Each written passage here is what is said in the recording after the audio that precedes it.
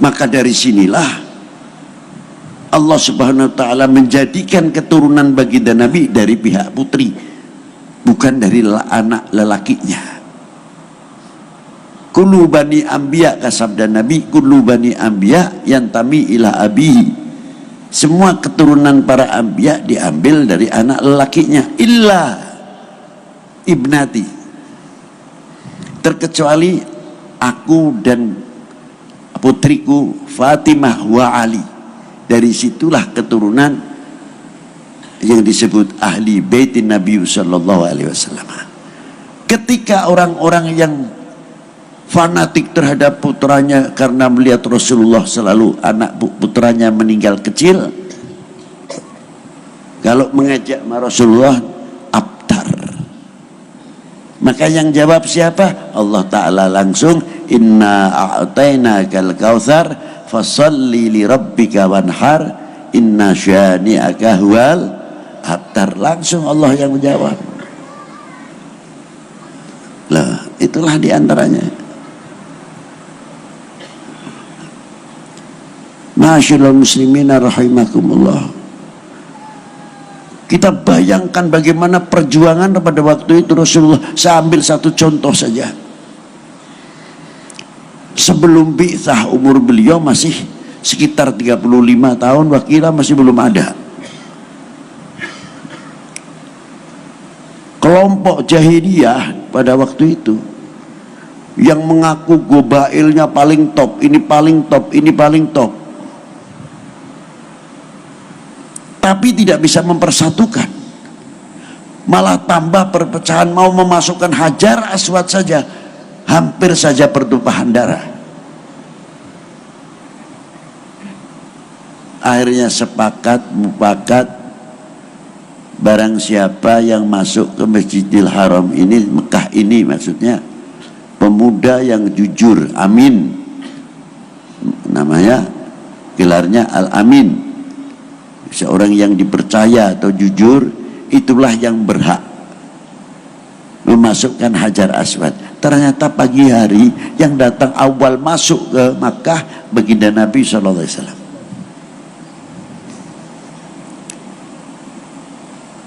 Begitu masuk mendapat kepercayaan langsung, hebat. Tapi bagaimana sifatnya Rasulullah? Tidak mempunyai akuisme, tidak mempunyai sifat akuisme.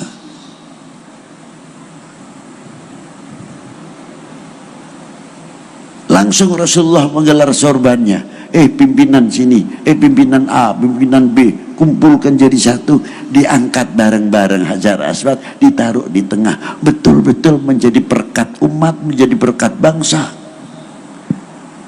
Baru diangkat bareng, baru dimasukkan oleh baginda Nabi SAW. Pertanyaannya sekarang, Al-Amin, Al-Amin yang bisa menjadi berkat umat, berkat bangsa, ini kemana? Ini menjadi pertanyaan.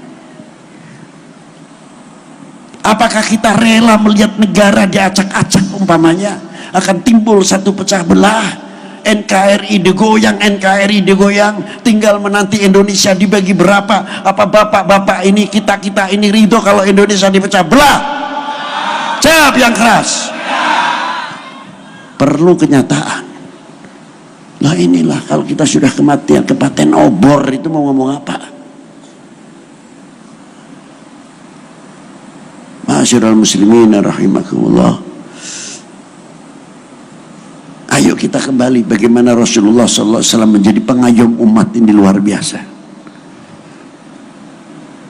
Dan ditiru kelakuan yang hebat ini oleh cucunya,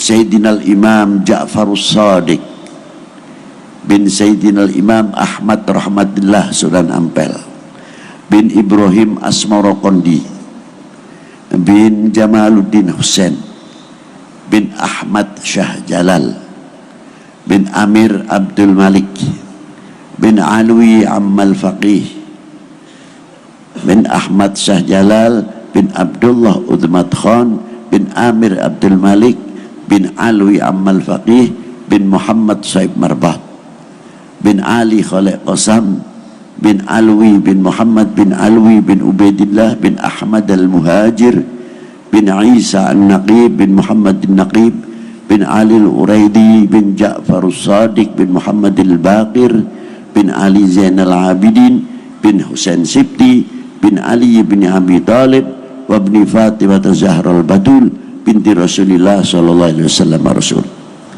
Terkenal dengan Kanjeng Sunan Kudus. Ketika beliau masuk ke daerah Kudus pada waktu itu, agamanya berbeda,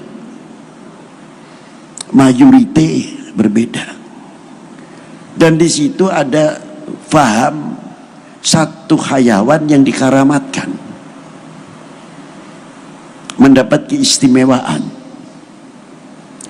Pada waktu Sunan Kudus, waktu bulan Idul Adha, biasanya mengajak umat Islam yang mampu untuk berkurban, yang sapi-sapi, kerbau-kerbau, yang ayam-ayam, yang kambing-kambing, yang ayam-ayam ikut sunnah. Bukan ayam artinya untuk kurban, mengalirkan darah ikut sunnah.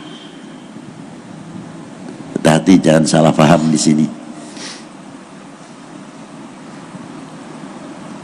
Bagaimana ini kalau sapi yang jadi masalah dipotong, pasti akan menimbul perpecahan, karena sapi ini diistimewakan.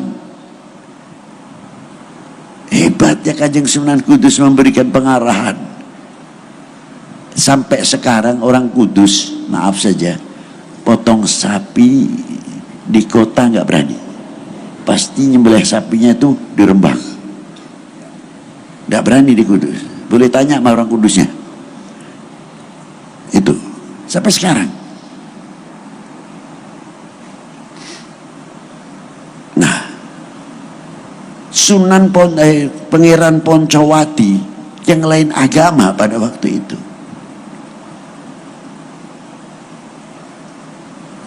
melihat keputusan yang bijaksana oleh Kanjeng Sunan Kudus, datang beliau ke Sunan Kudus. Apakah demikian al-Islam ya Kiai? Belum kenal itu Sunan atau siapa? Dijawab, diterangkan. Akhirnya menjadi muridnya dan Islam, dan kerajaan itu diberikan langsung pindah ke Kanjeng Sunan Kudus.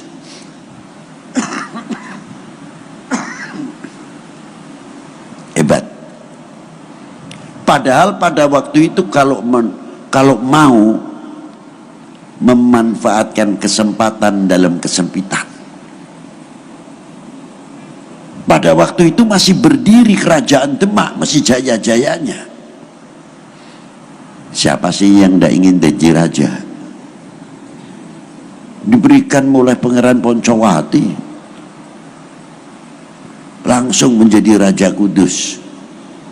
Tapi hebatnya Kanjeng Sunan Kudus, tidak mau beliau mendirikan suatu negara di dalam negara. Ini contoh, ulama-ulama kita dahulu sudah memberikan contoh bagaimana Rasulullah rahmatan lil alamin dibawa oleh para tokoh-tokoh tersebut. Itu hebatnya.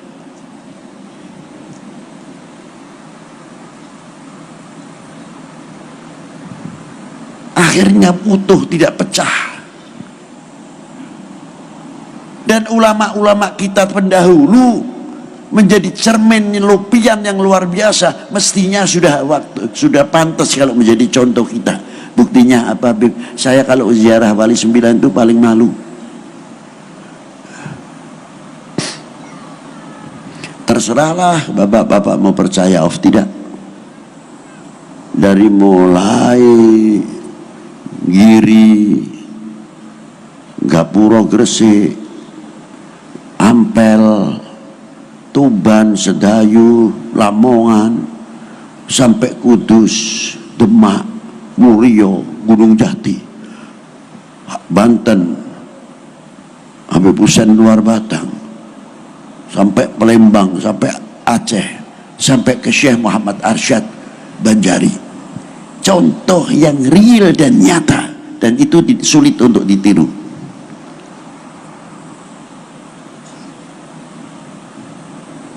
semuanya masih sudah meninggal sekian ratus tahun, tapi masih mampu mengajak orang berzikir, mengajak beristighfar, mengajak orang bertauhid. Tidak ada yang datang ke Wali Sembilan lalu di pintu makam padang bulan padange koyorino, ada enggak? Tidak ada. Datang ke Sunan Kudus begadang, mari begadang, tidak ada.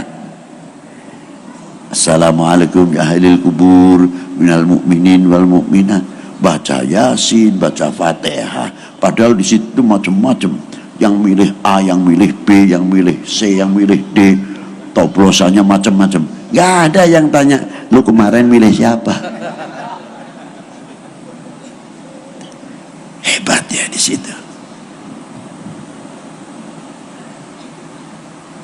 Dan tadinya kalau mau ketemu yang beda pilihan itu sulit, di depan makam aulia makamnya, Ji, apa kabar?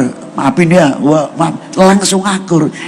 Orang mati bisa mempersatukan, luar biasa. Jadi kalau kita masih hidup kok nggak bisa cara begitu, ya kalah sama orang mati deh. Nah itulah, itu satu contoh. Begitu tahlil bersama, tahlilnya yang pakai lagu, yang tidak pakai lagu, ada yang cepat, illallah, yang satu pakai lagu, la ilaha illallah, la ilaha illallah, yang satu lebih panjang lagi, yang lebih mantap lagi, illallah, la ilaha illallah. Nggak ada yang ribut. Ente jangan keras-keras begitu. Ini dada saya sesak nih. Aman-aman saja. Ada lagi yang ngebut, illallah. Aduh, ini hurufnya gimana? Ya kompak rukun, ya tuh baca Yasin, baca Quran. Ada lagi yang datang yang lucu, terkadang orangnya tinggi besar hebat. Wah, ini berbahaya ini. Kalau saya dekat ini pakai rombongan lagi, pasti ini suaranya keras ini, Pak. Saya pikir, wah, saya agak mikir, apalagi speaker kecilnya dikempet begini ya. Hampir tidak kelihatan kalau lengannya ini besar.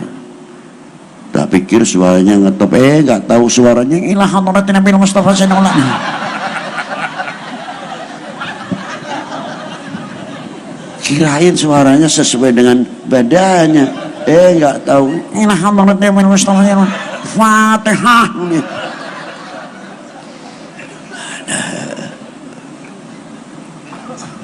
Pengalaman, Pak. Dan disitulah ada lapangan-lapangan ekonomi kerakyatan. Jadi satu sisi masih mengajak bertauhid, bersolawat, bisa membuat ekonomi kerakyatan, menjadi pemersatu umat. Kita ini apa? Dan kuburan aulia itu tidak kenal pasar rame, pasar sepi, itu tidak kenal. Dulu di Syekh Muhammad Arsyad, kayak apa orang jalan kita masih ngalami kok ziarah ke guru Syekh Muhammad Arsyad. Itu kalau ke sungainya besar kita nggak bisa ziarah dulu. Iya. Nah sekarang kita lihat, nggak pakai iklan, datang para saudara, kalau ingin barokah datang ke Syekh Muhammad Arsyad. Jangan lupa saudara-saudara, nggak ada yang iklan. Dan situlah kita mengambil keteladanan. Beliau itu niru baginda Nabi Sallallahu Alaihi Wasallam.